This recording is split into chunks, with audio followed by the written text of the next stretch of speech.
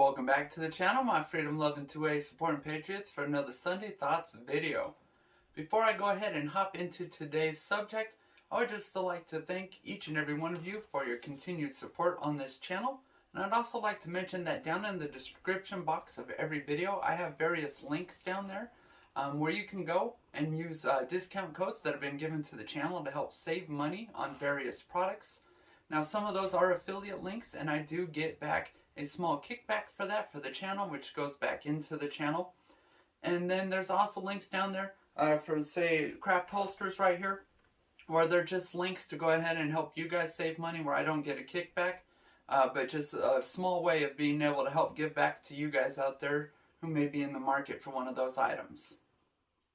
So the topic for Sunday Thoughts today is going to be on muscle memory as well as practice.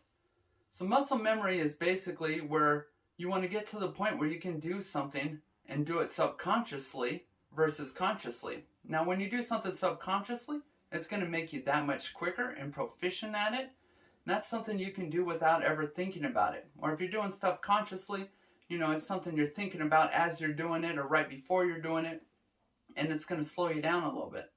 So in regards to firearms, that could be, you know, drawn from your holster and getting your, you know, flipping on your weapon mounted light if you're someone who carries one of those, and getting on target that much quicker versus having to think about it and kind of just getting everything lined up and thinking about it, getting it perfect before you do it or as you're doing it.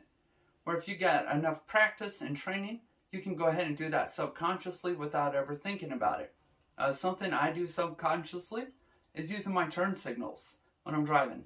Alright, so I moved out here from Denver, and there is nothing out here. The nearest neighbor is about 3/4 of a mile away. And when I get in my car and I'm going in and out of the driveway here on the farm, I use my turn signals now. Well, still, I should say, and I kind of get a good chuckle out of that because it's just second nature to me. It's something I do subconsciously without thinking about it, and that's how we want to get to be with our firearms.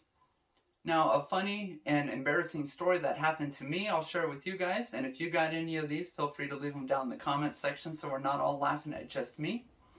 Is on my last pistol I built. So this is going to be my last pistol I just built. And when I built this, I was still living back home in Denver.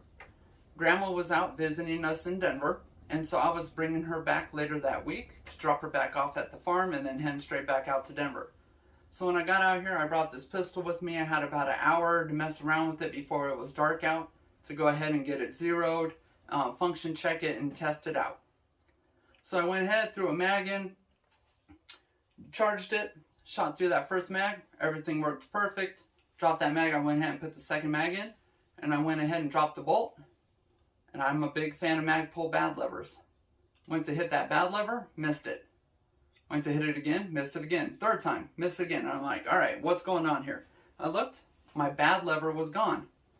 So I'm like, crap, it's already getting dark out. So I pull out my flashlight, set the pistol down. I'm looking down in the grass for about a good 5 minutes before it hits me that I was waiting for one more part on this build, and that was the mag pull bad lever. I didn't have one installed on here yet.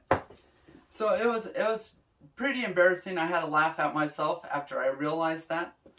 But it's just that was built into my training, where I used those bad levers on all my lowers. So when I went ahead and was testing this one out, I was just going ahead and trying to hit it. And that's something, you know, I was doing subconsciously because I'm so used to training that way. And that's how we want to get in our training. Now, of course, when I was doing that, I do practice hitting the bolt release on the other side. But I was trying to hit the bad lever because, you know, that's how I'm used to training, and that's what I thought I had already thrown on there. So just kind of an embarrassing, funny story. Hopefully you guys think that's funny. But it's also helpful in a way to help you guys realize, you know, how important it is, our training, and being able to get where we can perform everything subconsciously like that and be more proficient with our firearms. You never know, it could potentially save your life or the lives of your loved ones one day. So that's all I really got for this one, you guys. Get your training to that point where everything is just done subconsciously. They say you start losing skills like that after 21 days of not practicing them, that it'll slowly diminish. It's a good way of being able to get that practice in, especially with the cost of ammunition still being high right now and due to the shortage over the last couple of years. is being able to do a lot of dry fire training if you were able to do so. There's really no excuse to not be able to do dry firing.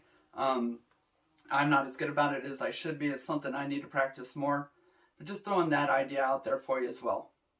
So that's all I really got for this one, you guys.